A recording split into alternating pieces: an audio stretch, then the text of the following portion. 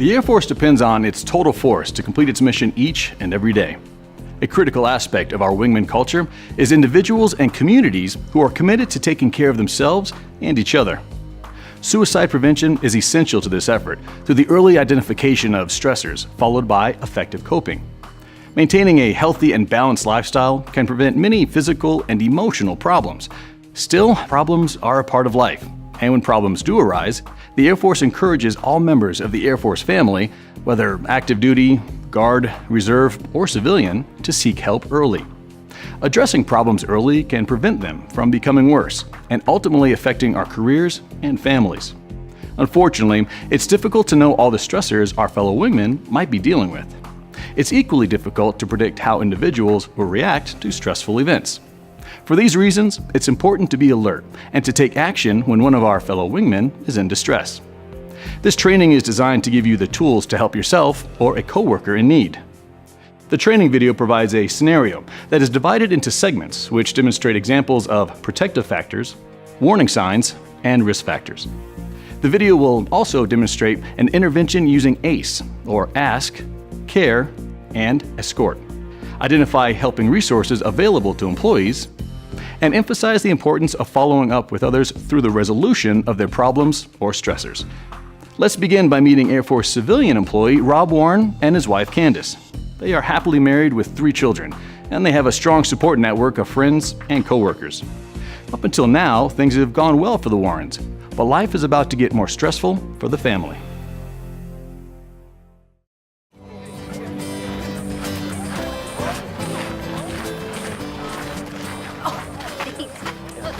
You can't figure out how to work the TV? No. Huh. Oh, brother. So you're gonna go there this afternoon to help? Yeah, just try to be the good son. Yeah, but he lives in an assisted living facility. Can't the girl behind the front desk help him? I'm sure he'd love that. Give him a chance to flirt. Well, they told him that he'd have to fill out a work order. So, I figured it'd just be easier if I go over there myself and do it, see what's wrong. Yeah, convincing him to move there was supposed to make our lives simpler. Yeah, I know. Think he'll want to go to the annual picnic with us?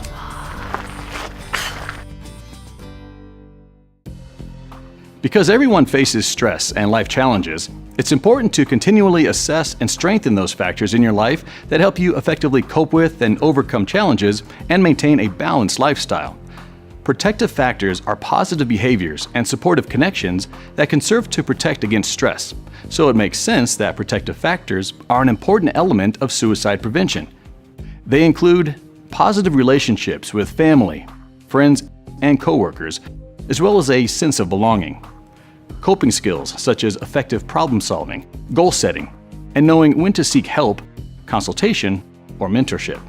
And practicing positive thinking or beliefs such as a focus on the future, the feeling you have the ability to influence that future, the belief things will get better when they are going wrong, and religious or spiritual beliefs. The Air Force supports building and maintaining a balanced lifestyle through Comprehensive Airman Fitness, or CAF. CAF encourages taking care of ourselves and each other by being aware of our wellness in 4 domains: mental, physical, social, and spiritual. Being able to recognize a lack of balance in yourself or your coworkers is key to seeking and receiving the support you need.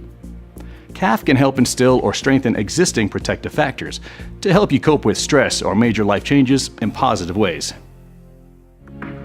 Please pause now for a small group discussion.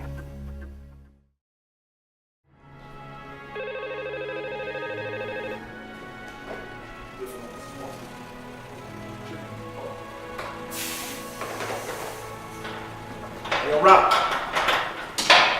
Candace is on the phone.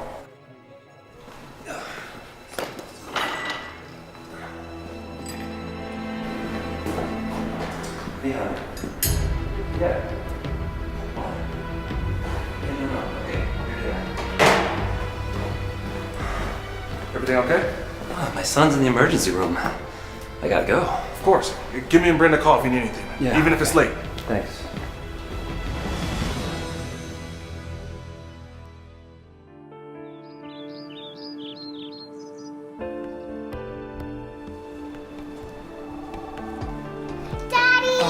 Ella, where's mommy? Oh, okay.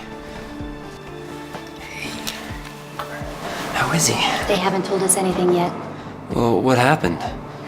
Liz found Greg in the middle of the living room having some sort of seizure, and it was over by the time the paramedics arrived, but he didn't regain consciousness until they were putting him in the ambulance. Oh, did they know what caused it? I don't know. I told you they haven't told us anything yet. Daddy, is Greg gonna be okay? Yeah, sure, baby. He's in good hands here.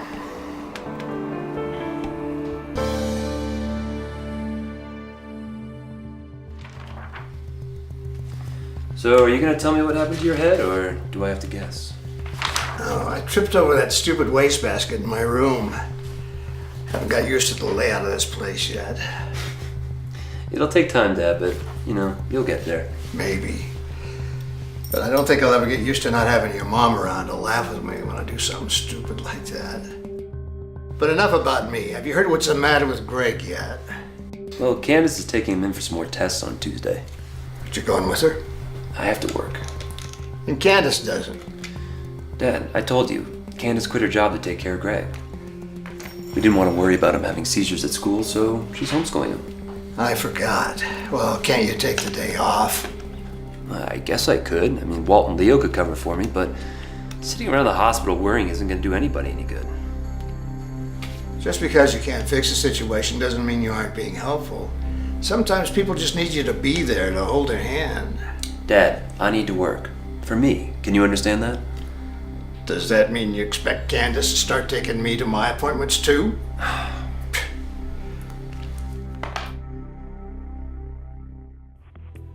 Life can be both rewarding and challenging, and everyone deals with stressors and adversity. These things are a part of life.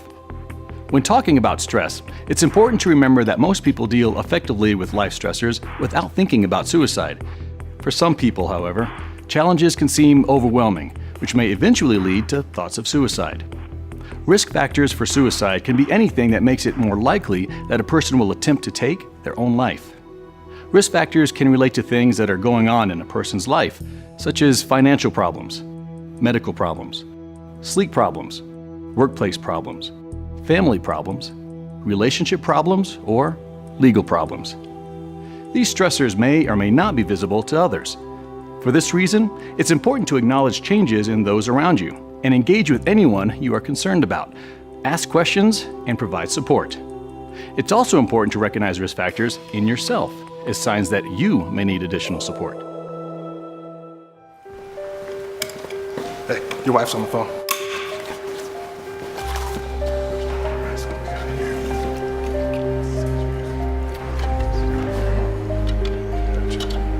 So what'd they say? Not much. They said they'd call in a few days with some results, but we have to bring Greg back in for a brain scan and some more tests. So they still have no clue? Nope. They said they won't know until they do more tests, but we need to stay positive. I'm gonna bring the kids' favorite pizza home tonight. Sure. How's Greg holding up?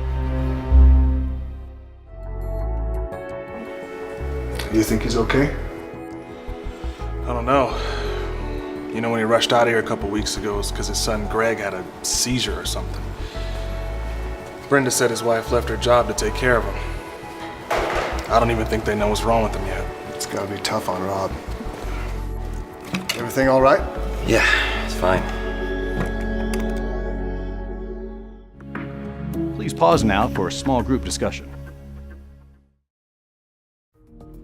Warning signs for suicide are different than risk factors. They are more apparent and should be responded to immediately. A common theme for warning signs is change. This is why friends, relatives, and coworkers are essential in detecting early warning signs that someone may be considering suicide. Many people who are at risk for suicide show changes in their mood, such as hopelessness, depression, or anxiety. Other emotional and behavioral changes that can also be seen include agitation, anger, or irritability. Changes in daily activities are another area where warning signs can be seen. For example, changes in appetite or sleep. This can include eating or sleeping significantly more or less than usual. Unusual or sudden changes in behavior, isolation, withdrawal, a loss of interest in work, or change in work performance are also warning signs for suicide.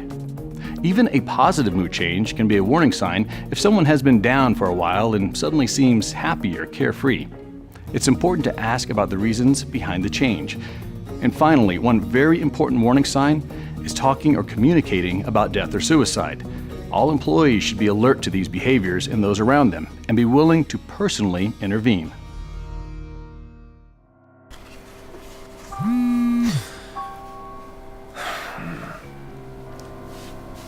Hi, hon. Whoa. Oh, slow down. Greg had another seizure, and he hit his head when he fell, so I'm taking him to the emergency room. But Ella's just about to get out of school, and no one is there to pick her up. What about Liz? Volleyball practice, can you just go pick her up? I can't right now. I'm at the doctor's office with Dad, and, well, they just took him back a couple minutes ago, and I can't exactly leave him here. Well, can you call someone else, or at least call the school? I'm pulling up at the hospital right now. Yeah, I'll figure it out. Don't worry about Ella. Just take care of Greg, and I love you. Bye.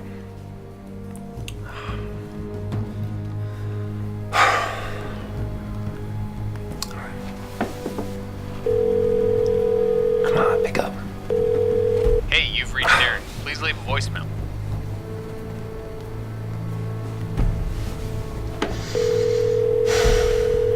Yes, hello, this is Rob Warren calling. My daughter Ella's about to get out of school soon, but I can't quite get there right away. Okay, thank you. Thank you very much.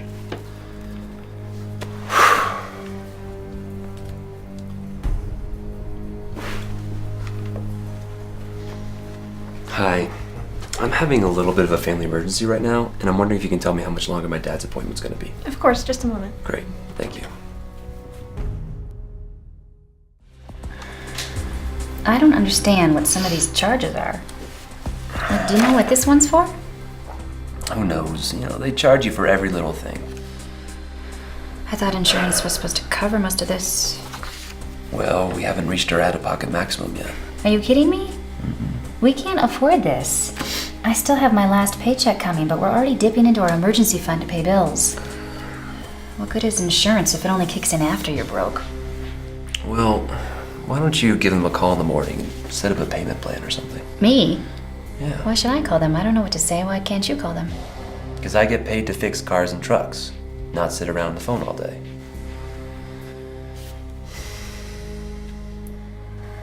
Don't forget about Liz's volleyball match tomorrow. Oh, what time? 4 o'clock. Dad has an eye appointment. It's her first game of her last year of high school, and you've known about it for weeks. She'll be crushed. Well, what do you expect, Candace? I can't just abandon my father because Liz's feelings are going to get hurt. Or maybe you think a better man could do it all, huh? You think I'm a terrible father because I forget about my daughter's volleyball games and I can't pay my son's medical bills. Don't act like you're the only one having a tough time here, Rob. You think it's easy for me knowing that we'd be able to pay for these bills if I hadn't quit my job? We made that decision together. And it's not like my life is a piece of cake now that I'm staying home. Don't act like you're the only one with a lot on your plate. No, I know I'm not. I feel helpless. And I feel out of control. And I hate that feeling. I know you do. We both do. It's late. I'm gonna go to bed. Are you coming? I'm at 4. It's not like I'm gonna sleep anyways.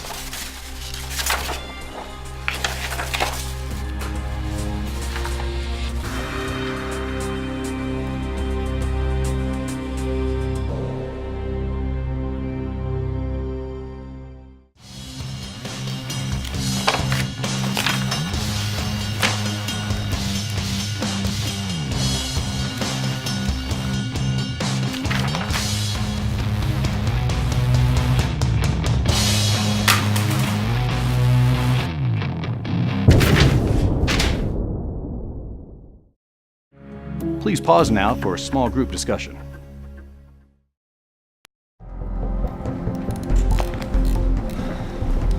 Sorry I'm late, guys. I had to take my little girl to school this morning. No worries. Is everything okay? Yeah, it's just that Candace forgot how early Greg's appointment was this morning, and, well, she didn't make plans to get Ella to school, so I had to do it. And now my head is killing me. Are they doing more tests on Greg? Yeah, we're hoping for some good news soon. How's everybody holding up? It's just great. It's really fun having a sick kid and medical expenses up to your neck. Doctor's visits every other week who run all these tests and they don't tell you anything about what's happening to your son.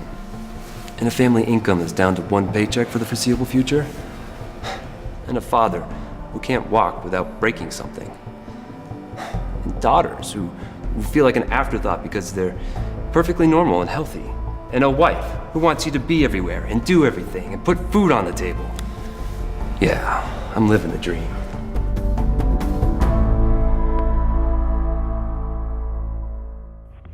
Once you have identified that your coworker is having some difficulties, the next thing to do is gather some information about what's going on and then determine a course of action. The acronym ACE is an easy way to remember what to do if you're concerned about a coworker. It stands for Ask, Care, and Escort.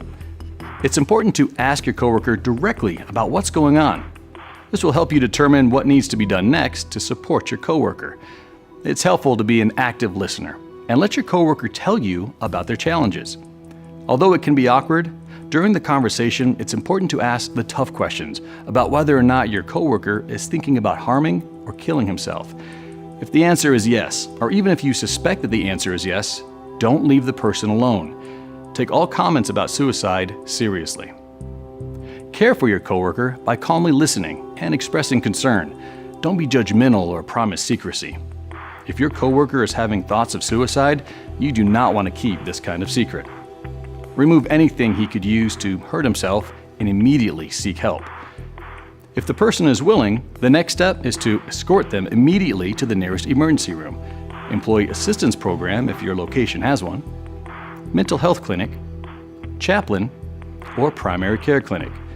It's also important to contact someone from the civilian personnel office and the appropriate person in the chain of command, such as a supervisor, team chief, director, or commander, and make them aware of the situation.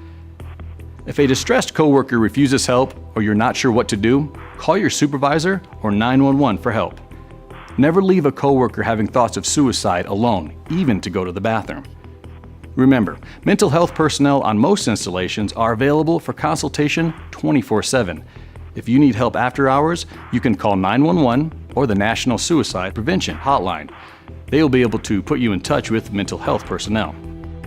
Suicide isn't prevented in the emergency room. It's prevented in the field, in the workplace, and in homes every day by people just like you. You can make a difference. Take action and get involved.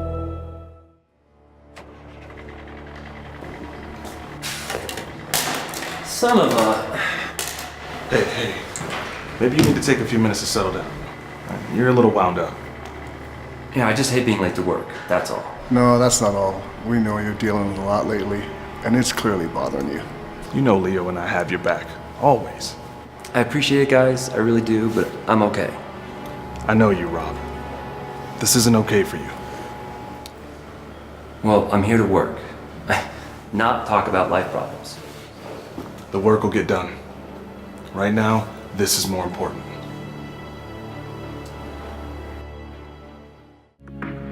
Please pause now for a small group discussion. I haven't had a good night's sleep in weeks. I feel like I'm failing no matter what I do. I'm either failing Candace, or I'm failing my dad, or I'm failing my kids, or I'm failing you guys. Failing? Why would you say that? Because I can't be everywhere at once. I either have to choose between taking care of my kids or my dad, or my responsibilities at home and work.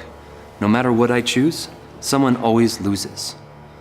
And it's not just that, I thought we'd be okay with Candace quitting her job. But now that we're seeing all these medical bills for these tests and these emergency room visits... Rob, you know Leo and I are willing to help out however we can. And I can't speak for Leo's wife, but I know Brenda's always happy to help with the girls. Or your dad, for that matter. No, well, thank you, Walt, but we don't want to burden you and Brenda with our problems. It's not a burden. It's a friendship. Did you steal that from some made-for-TV movie? I mean it. Maybe it'd be good for you to talk to somebody. Get some of the stress off your chest. You can talk to me anytime. I'm sure the same goes for Walt, too. Whatever you need, Rob. Well, thanks, guys. It doesn't have to be us either. If you have someone else you feel more comfortable with. Do you have someone you can talk to? Yeah, I think so. It's important to know what resources are available to help a coworker in need. Many employees are worried that their career will suffer or their privacy will be compromised if they seek help. The truth is, for the vast majority of people who make the decision to seek help, not only is their career protected, but by helping them manage their stress, it may help them avoid negative behaviors that could damage their career. In fact, seeking help often improves their performance. Seeking help is a sign of strength, commitment, and resilience. Recognizing your own need for help or helping a coworker recognize their need to get help are key to maintaining a comprehensively fit lifestyle. Getting help early is important, and there are many places to turn to, including family and friends, clergy, employee assistance programs, mental health clinics, primary care physicians or clinics, and substance abuse clinics. For a complete listing of resources available at your installation and in your local community, check with your command. Please pause now for a small group discussion. Yeah, just a little bit further. That looks good, Walt. Thanks. Let's take a break. So how's Greg doing? Oh, well, they put him on medication. So they'll try it, adjust the dosage if they need to, and if the seizures don't stop, they'll explore other options. They also want us to do something special with his diet as well. Doesn't sound too unmanageable. No. How's everything else? Oh, still very busy. Yeah, I spoke to a friend from our hiking club who's a financial counselor. He's going to help us figure out our finances. I also spoke to our pastor, and that was good to have someone to talk to about everything. He said I didn't have to be a Superman in order to be a good man, so that made me feel better. And he said it's okay to ask for help. Good, actually. So I'm trying to accept help when it's offered. Thanks, Dad. Thanks, Howard. You've earned it. But drink up, because that recliner needs to move too. Dad. It's important to remain engaged with a coworker by supporting their appointments, listening when they want to talk, and following up regularly with them to ensure the problem is resolved. Resolving the issues may take longer than expected and may not happen the way your coworker had hoped. Continual engagement with your coworker is especially important if circumstances change and new stressors arise. Staying involved supports your coworker in many ways, including support of new positive and helpful behaviors, resolution of problematic behaviors, establishment of trust between you and your coworker, and development of coping skills to support a balanced lifestyle. If you do not stay involved, the consequences can include return of the behavior or intensifying of behaviors, or development of additional problems, or the possible escalation of old problems. If the individual doesn't follow through with helping resources, don't ignore the problem. Take the time to discover why they didn't follow through and address this with them. Remember to always protect the privacy of personal information. Also remember that making your supervisor aware of the situation allows them to support you and your coworker. This is the end of the video. Please continue with small group discussion.